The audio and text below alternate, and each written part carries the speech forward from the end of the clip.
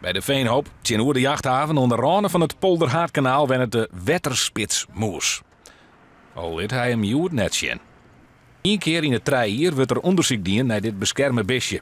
Want doet in 2015 het Polderhaardkanaal opensteld waard voor recreatieve skipveert, wist eigenlijk geen wat de gevolgen waren zouden van de wetterspitsmoes. Om hier efter te komen binnen er Volendel zet om te zien wat voor moezen hier al een keer voorkomen.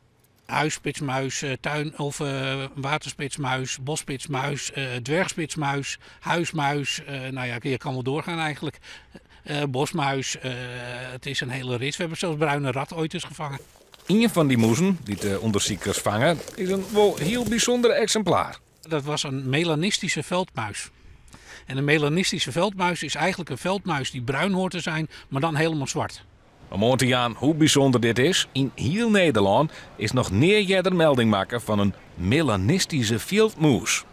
De meeste bewoners van de Veenhoop die hadden geen enkel idee wat voor biologisch wonder hem op een paar 100 meter van haar huis afspelen had.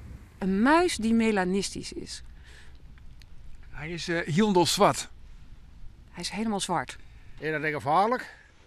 Oh, dat valt mooi. Dat valt mooi. Maar hij is maar heel iets, hè? Hij is maar heel iets. Ja, nou, ik ga hem nog net zien.